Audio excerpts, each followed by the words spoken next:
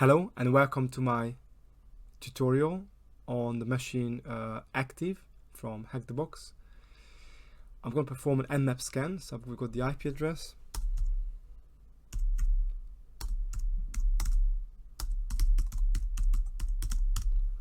and I enumerate all the ports and save it in a basic scan. And obviously at the same time, just want to show you, so we're going to use this get basic scan grep got and all this complicated looking formula, this command, but there's nothing special about it really. It's just we cut out all the port numbers from the results, and instead of vertically we list them up with a comma horizontally, so we can actually enumerate even further, having an aggressive scan on all the ports. It looks like it was taking ages, so what I did, I just used top ports 5000, so sorry about that. That should be more than enough for us. Now when you've got these ones, so as I said, we copied that thing.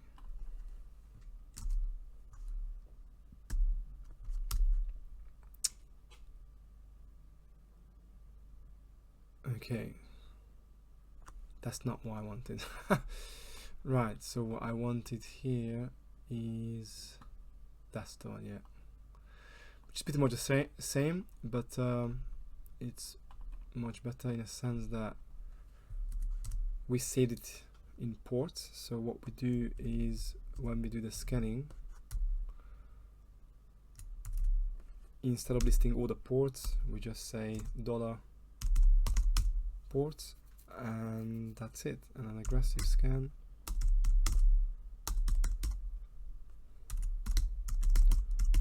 and save this detailed scan.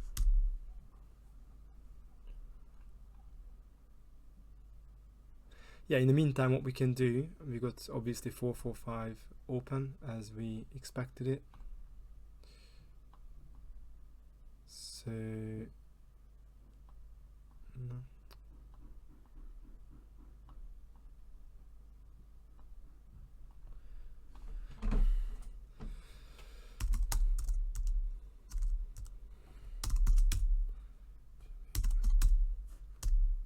Right, so what we do is simply use SMB client,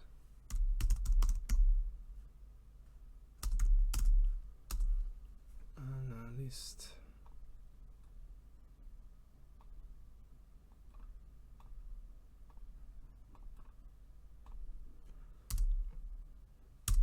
just press enter. So with our password we can see replication as an interesting folder, interesting SMB share. So yeah, we can just log in. I think sudo is better, but I'm not sure. So what we do is SMB client 18.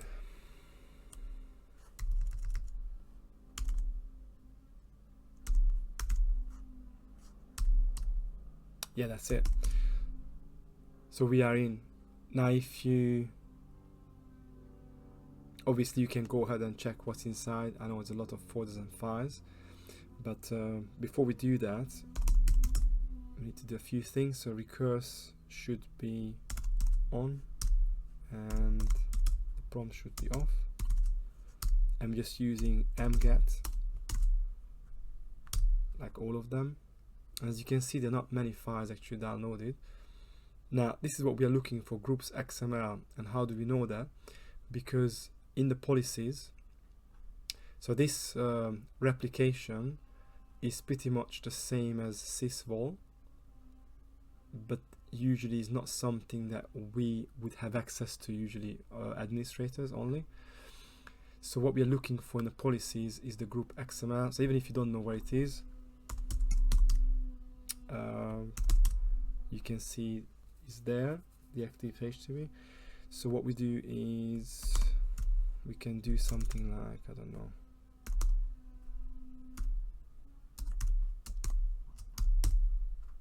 and then we're looking for password. you see, so straight away found it. So this is in the groups XML. It's called actually a C password, and we have a username as well.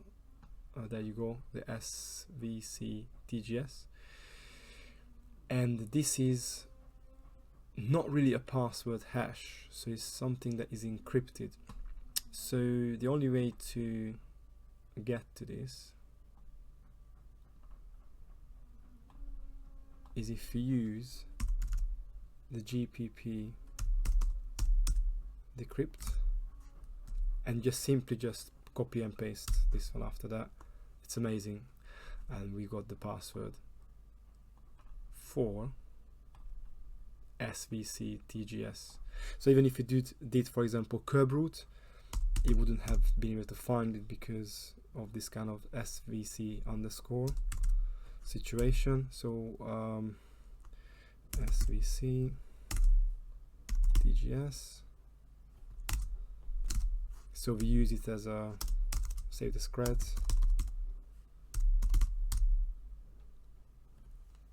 And then going back to the, should have been finished long time ago. Yeah.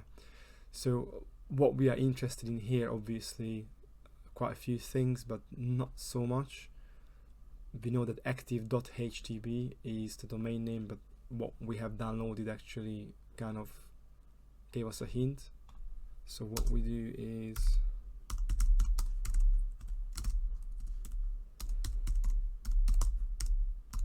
we just add this to the etc host file. And then what I want to show you is, I know that official write-up is using LDAP search and just to try to find out what's going on, but there's a much easier way to do this. So I think I started something here. Right, so what we are doing here is stab in the dark. In other words, the net exec, so the NXC, is a very useful tool, because if you can log into the LDAP, actually I'll show you first.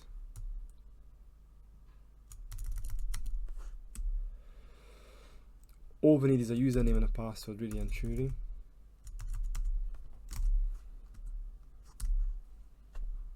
As you can see, we've got the green light, so yes, that's working. And it's got a very good function. So even if you're not sure, you can just poke around, and then you could just say, for example, curb roasting, I think like this, yeah. And then you save it, I don't know, for example, I would just say curb hash.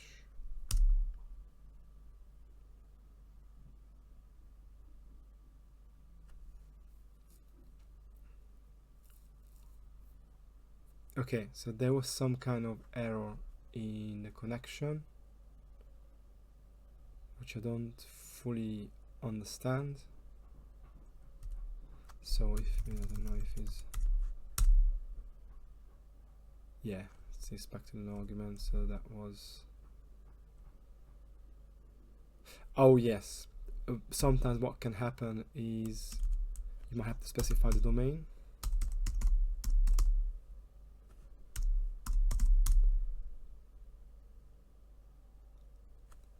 No, that's something else.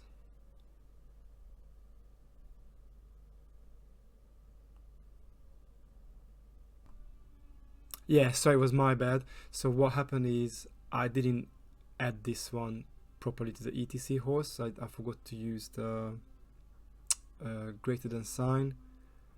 Anyway, so it's corrected now. I've got a new IP address, so I refreshed the machine. But it's definitely a good practice to use the domain name along with the username. Yeah, excellent, so it's working. So this is what we got back, and it should be actually saved in this, what is this? Oh, yeah, I didn't go to the right directory.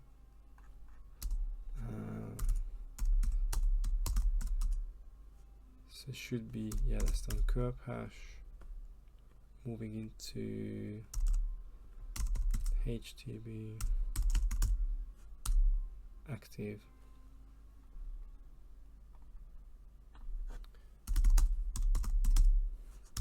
Yeah, so if you can see is 5TGS23.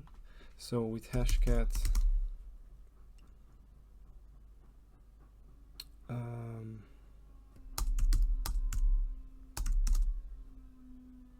oh yeah, I wanted to show you, sorry. So if you type in help, yeah, that's fine. So what we have is 5TGS23. So 23, 5, actually it's older than 5. So this is what we are looking for, the TGS wrap, because we were doing curb roasting. If it was AS wrap roasting, then that would be this one, the last one. Anyway, so what we do quickly is 0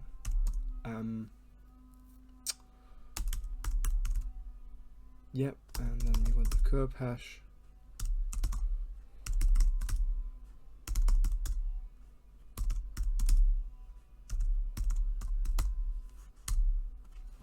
And that's it really.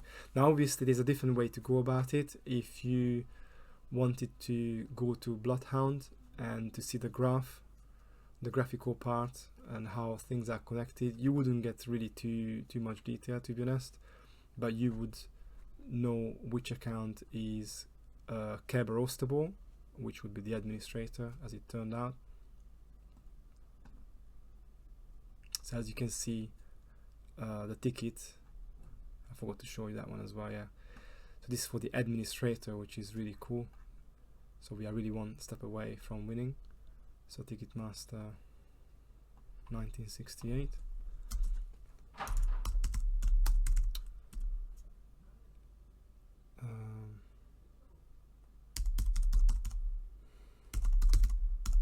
So administrator.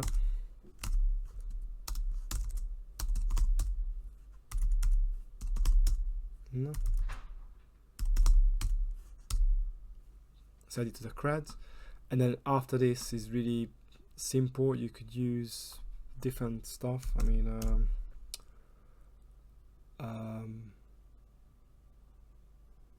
yes, that's the other one I wanted to show you actually. So that could be another way to do it. Where's my IP address?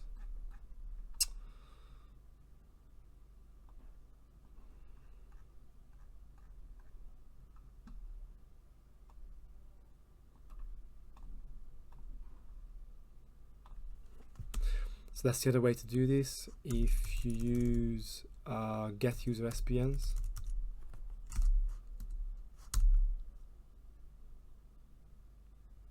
and the password, oh okay,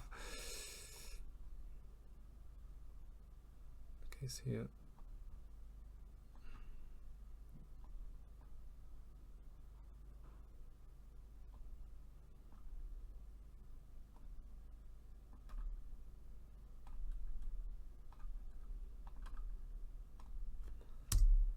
yeah, you see it's exactly the same, so it's quite cool.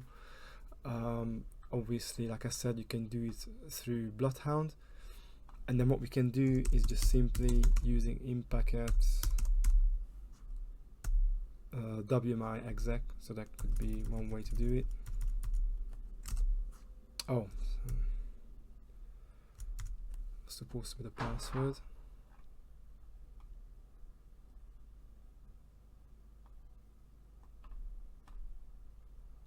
And then we have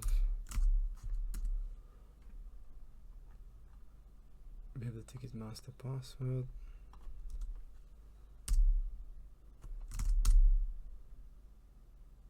And that's it. Don't know why I'm always mistyping it. So I'm administrator. So that was it really. It's a very simple machine, but at the same time it could be tricky. Thank you for watching, and I hope you enjoyed it. And if you would like to subscribe to my channel, please do so, and or if you would like to leave some feedback, and see you next time.